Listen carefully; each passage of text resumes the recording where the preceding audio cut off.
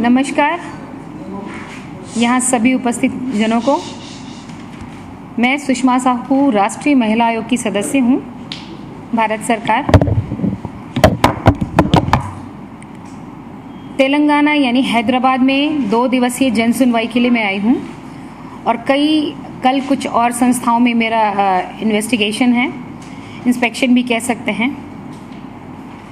इस 2 दिवसीय जन सुनवाई में जो रिजल्ट हमारे सामने आए हैं, टोटल 2016 से 17 तक के 58 केसेस हमने लिए हैं और 2015 के भी 58 केसेस हमने लिए हैं।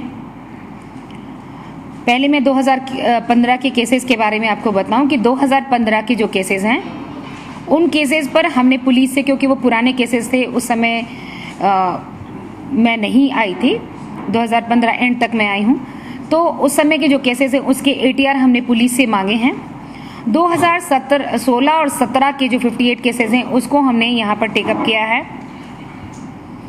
मैं यहाँ धन्यवाद देना चाहती हूँ, यहाँ एडिशनल कमिश्नर हमारे साथ बैठी हैं, स्वाति लखरा जी। कल से उनका बहुत ज़्यादा सहयोग मुझे मिल रहा है और जो भी डिसीजन मैंने लिए हैं, जो भी हम इंस्ट्रक्शन हमने दिए हैं, उसमें उन्होंने 100% सपोर्ट किया है और ये हर प्रदेश के लिए बहुत आवश्यक होता है, क्योंकि जब तक एक सीनियर अथॉरिटी किसी भी डिसीजन में अपने मंतव्य को यानी अपने विचारों को और कहीं ना कहीं एक सपोर्ट जब तक नहीं देता है, तब तक उसको इम्प्लीमेंट कराना थोड़ा टफ हो जाता है। क्योंकि हम जो आते हैं, नेशनल कमीशन ने एक बहुत बड़ा निर्णय लिया है, क्योंकि हमारे पास केसेस के अंबार पड़े जाते हैं, क्योंकि आज जनता के लिए बहुत आम सुलभ हो जाता है। जो भी कंप्लेनेंट होते हैं वो एक मेल डाल दिया या फिर पोस्ट भी कर देते हैं केस को, हमारे यहाँ स्पीड पोस्ट से या किसी के माध्यम से हमारे पास केस चले आते हैं। लेकिन हर व्यक्ति दिल्ली पहुंच करके अपने केसेस के बारे में नहीं जान पाता, इसलिए नेशनल कमीशन ने ये तय किया है कि हर क्षेत्र, जैसे अधिकारियों को भी निर्देशित कर दिया गया है कि उनके जो भी गतिविधियां हैं या जो भी कार्रवाई हुई हैं वो हम तक पहुंचा दिए जाएं। और आज मुझे लगता है बहुत हद तक वो केसेस के रिपोर्ट्स भी हमारे पास पहुंच चुके हैं। 2 ऐसे केसेस हैं जिस पर हमें एटीआर चाहिए था, तो एटीआर के लिए हमने अभी दिया है और एटीआर वो अभी आने वाला है। अभी मैं यहाँ पर 3 बजे तक हूँ, वो आ जाएंगे, क्योंकि कल भी मैं हूँ और परसों भी हूँ।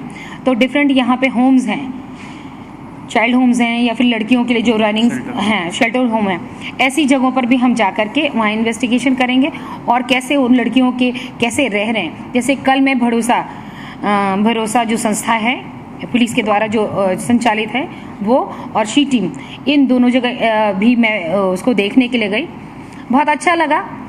लेकिन एक चीज़ है कि मैं बिल्कुल कहना चाहूँगी, हमारे साथ सीनियर अधिकारी हैं, कि सी टीम में थोड़ी और गति लाने की आवश्यकता है, क्योंकि आज भी बहुत लोगों से बात हुई, कल भी मैं शाम में गई थी तो बहुत लोगों से बात हो रही थी कि सी टीम काम तो कर रही है, लेकिन जितने अटेंटिव वे में उसको काम करना चाहिए, शायद वो अभी चैनल वो पकड़ नहीं पाई या वो गति वो अब तक पकड़ नहीं पाए। तो मुझे लगता है कि 6 महीने के अंदर जो एक विज़न है, तेलंगाना पुलिस का जो विज़न है कि एक महिला तक, आम जन तक, एक आम महिला तक उसकी सुरक्षा कैसे पहुंचाई जाए, उसकी सिक्योरिटी के बारे में कैसे उसको जानकारी हो और वो तत्काल में इमरजेंसी में क्या कर सकती है, उसकी जानकारी के लिए बहुत बेहतर है। मुझे लगता है ऐसे अगर योजनाएं हैं, ऐसे विजन्स हैं, तो उसको दूसरे राज्यों को भी फॉलो करना चाहिए।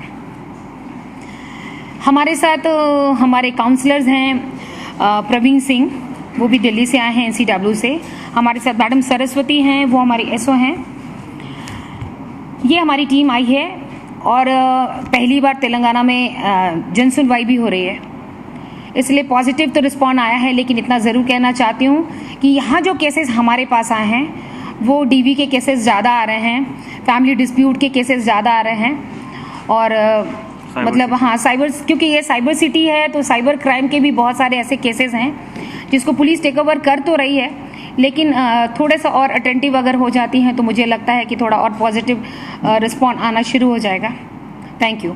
आपके पास बहुत कम है, अगर हम तक ही वो कैसे, हाँ हमारे पास मतलब लगभग नहीं के बराबर। आज 2 केसेस थे हमारे पास जिसमें पति ने तलाक शब्द 3 बार यूज़ किया है।